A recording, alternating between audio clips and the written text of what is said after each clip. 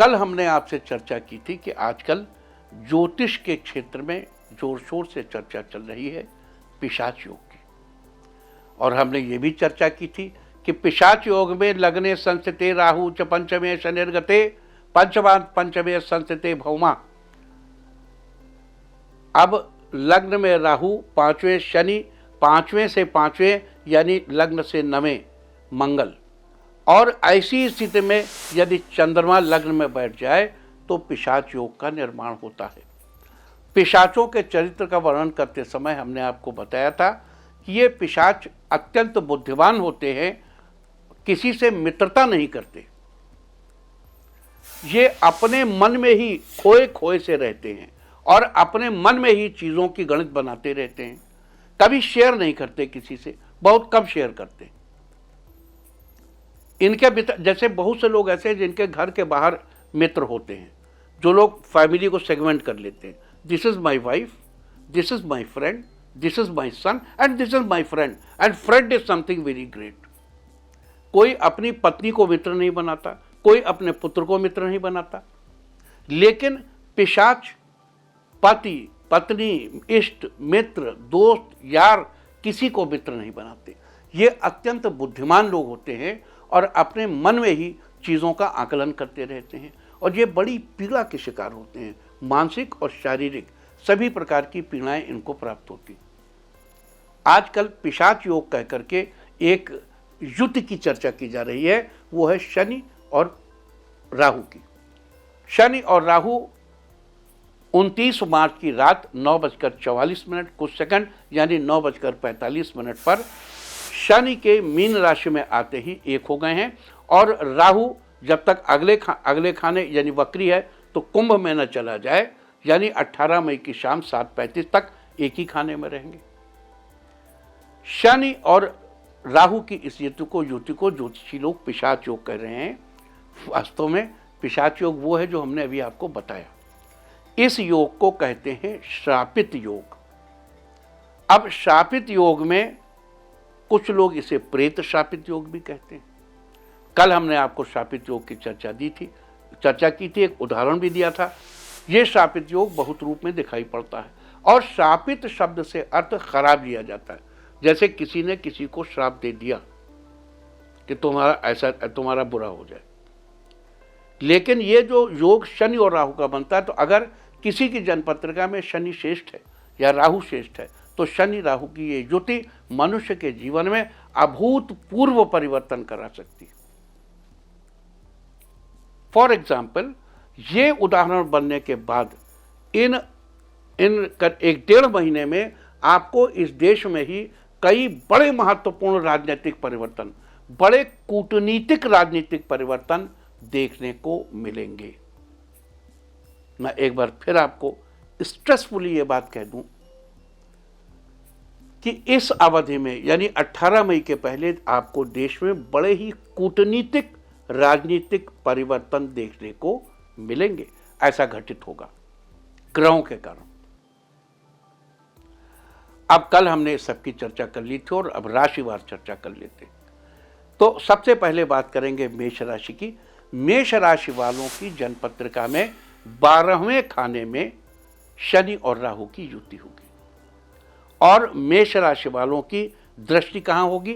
पहली दृष्टि तीसरे स्थान पर होगी, यानी 12, 11 और 10, यानी राज्य पर दृष्टि होगी। राज्य, अब देखो 10वें घर के लिए शनि कारक है, 10वें घर के लिए राहु भी बहुत बुरा नहीं, और 6ठे घर को शनि और राहु देखेंगे, और उस स्थान से 10वें, यानी कि जन्मपत्रिका में 10वां घर कौन सा है? एकादश हो गया। आपकी जन्मपत्रिका, आपके लग्न से मीन राशि 12वें बैठी है, वहां से 10वां कौन सा हुआ? 3rd house. यानी भाई बहनों से संबंध अच्छे होंगे, स्थिति स्ट्रांग होगी। इसका फर्क आपकी शैया पर होगा, आपके राज्य पर होगा, आपके रोग और शत्रु पर होगा।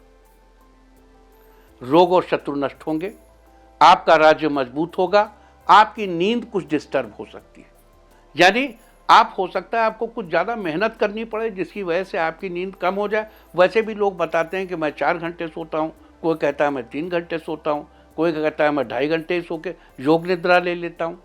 तो अब चूंकि हम सबके पास 24 घंटे में 24 घंटे ही हैं। अच्छा, शनि का 6ठे 8वें 12वें जाना वैसे भी शुभ है, तो मेष राशि वालों के संदर्भ में शनि का 12वें जाना शुभ है। राहु के साथ उसकी युति उसके राज्य पर असर डाल रही है, उसके रोग शत्रु मित्र पर असर डाल रही है, और भाई बहनों पर और पराक्रम पर असर डाल रही है। तो मेष राशि वालों का पराक्रम बढ़ेगा, मेष राशि वालों को इससे लाभ होगा। गवर्नमेंट में, राज्य में, नौकरी में, व्यवसाय में उनकी स्थिति मजबूत होगी और रोग और शत्रु के घटने की संभावना बेहतर है। तो ये थी बात मेष राशि की। अब आते हैं वृषभ राशि पर। वृषभ राशि वालों यानी वृषभ लग्न वालों के लिए, अब देखो यहाँ एक बात याद दिला दूं आपको कि जब भी हम गोचर की बात करते हैं तो 3 तरह के गोचर हम देखते हैं।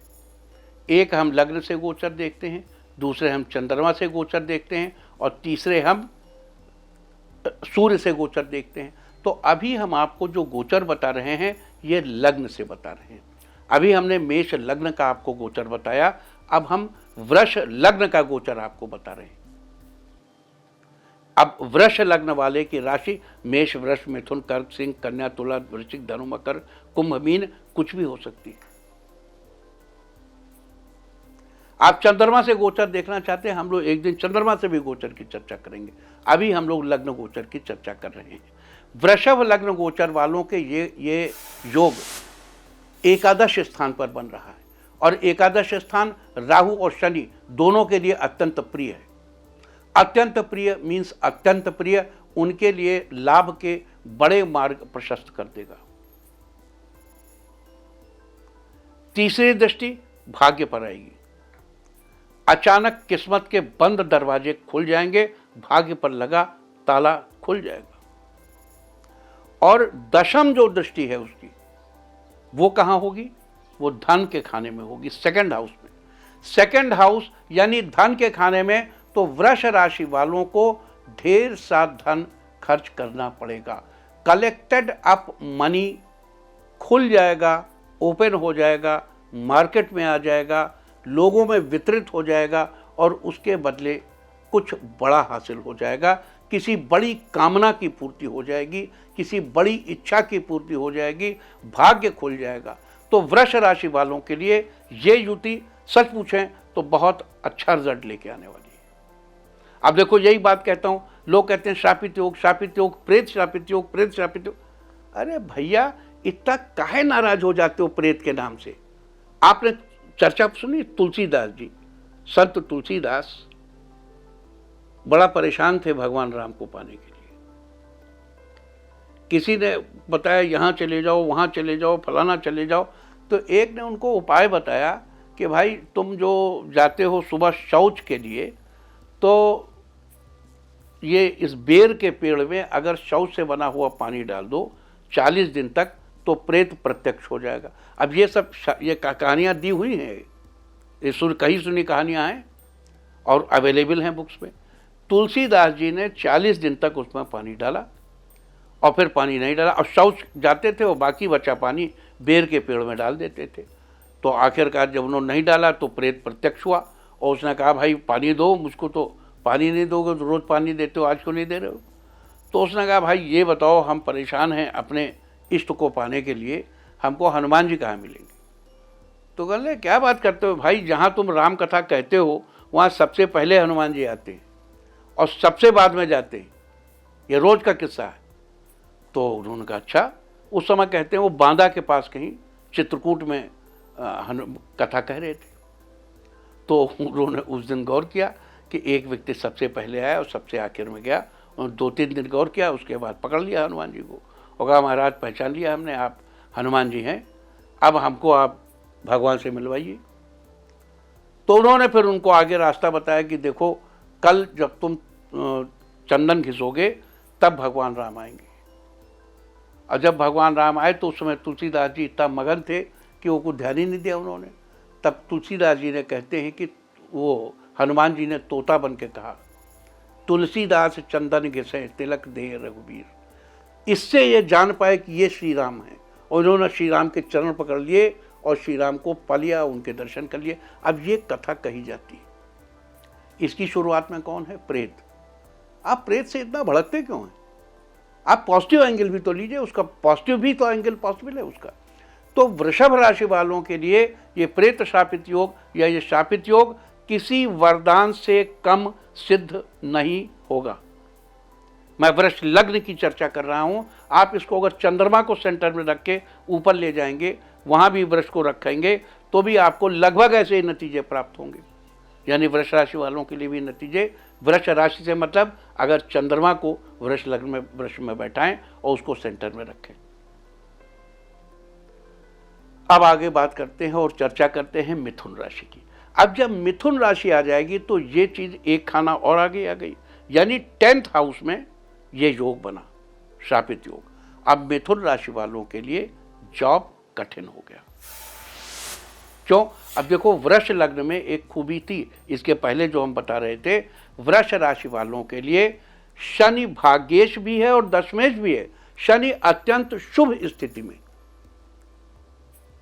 शुभ स्थिति एकादश स्थान पर योग बना रही थी, इसलिए वो शुभ भी था। मिथुन में जैसे ये घूमता है तो एक राशि पीछे 8वें में चली जाती है, भाग्य स्थान पर कुंभ राशि रह जाती है, और इसी कुंभ राशि में अभी वो जाने वाला है, राहु जाने वाला है।